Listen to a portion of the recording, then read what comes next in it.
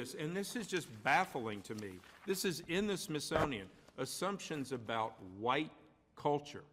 What's up, family? This is your man, not your boy, bringing you another gold nugget that you can either pick up or you can just kick it aside.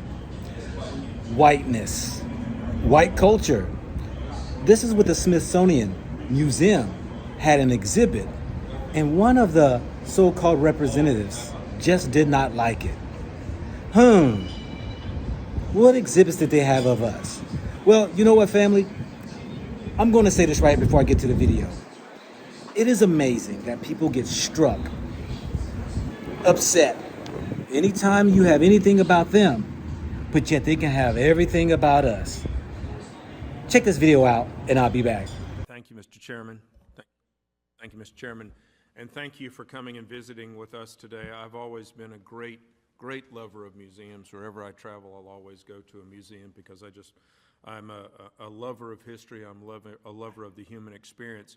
A few months ago, I took my 26-year-old son. We went. He's in NASCAR, and we went over to look at some of the exhibits there. And it's wonderful to see such joy that he had in a field that he's now fully immersed in. I will tell you, I loved my experience, but a couple things bothered me there. You said earlier that you don't believe partisanship and everything. Let me ask you again about partisanship.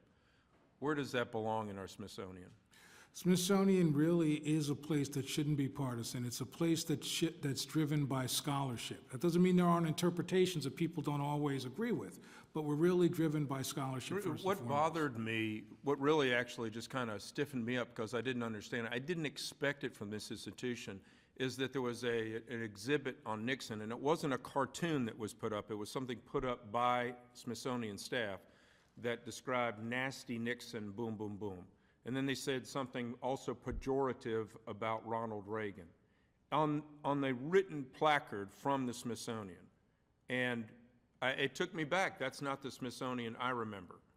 And so, delving into this a little bit more, I found, contrary to what you said, a lot of partisanship. You guys have this wonderful exhibit praising the superstar, Dr. Fauci, because amidst a cacophony of misinformation and denial, the advice from Dr. Fauci, the nation's leading epidemiologist, rang true. Well, we found out since that time that Dr. Fauci lied. There's point-blank evidence that that he covered up the fact that the virus did come from Wuhan's lab. So I don't think he's a superstar. I don't think he was praised. He absolutely lied to the American public. And as a physician, he's damaged the reputation of the institutes of medicine across this country. So this was something taken by the left, praising somebody who actually lied to the country. And so I'm hopeful that there'll be some revision of what's gone back and actually truth be told that he was praised, but then he really was shown that he lied to further his own interest. Let me get something back to really, I want you to succeed because I think when everybody talks about the Smithsonian, they talk about greatness. This is all something when you live from a kid, when you make the visit to Washington, D.C., it's all about going to the Smithsonian. You get in the Air and Space Museum and you marvel at things. But I will tell you, when I saw this exhibit in 2020 that talked about whiteness in 2020, here we are, we're trying to have a society that rather than having all these silos and everybody being told that you're in privilege, you're in this, you're in that, and trying to pull things together, partisan politics is now trying to divide us. And I'm going to go through this, and this is just baffling to me. This is in the Smithsonian, assumptions about white culture. And it says rugged individualism, family structure, emphasis on scientific method, history, Protestant work ethic, religion, no tolerance from deviation from a single God concept. This is absolute anti-racial propaganda. Why would anything like this be in the Smithsonian Institute? Now, it's my understanding, what I think you're seeing, I can't really see it, is You a should be doc. very well versed in this. You were the head of the Smithsonian at the No, time. let me explain. What it is there was a document that is the whiteness document that was put up online that I took down immediately, because I think that the document itself was wrong and flawed. I do think, however, it's important for the Smithsonian to help the country grapple with questions of race. So I'm not going to run away from that. But I agree with you very much that that document is not the kind of document that should be at the Smithsonian, and if it's what I think it is, I pulled that down. How does this help us with race? That's why I pulled it All it does is down. divide us. This is divisive language, saying that white people, we don't tolerate any deviation except a single God concept. Like I said, How is that helpful? I don't understand that. I wish someone could explain that to me. I pulled that down. It's not white people, it's not black people, it's not Latino people. We're Americans. And this is really, it hurts my heart, because I think instead of us coming together in the last several years, we have formed more silos based upon the amount of melanin in our skin than have ever been seen in our history. And it is just, it is pathetic that the bastion of history in our nation, the Smithsonian Institution, is reinforcing those things. So I'm just sad about that. Thank you, Mr. Chairman. I'll yield back. What do you think? Let me say this right here.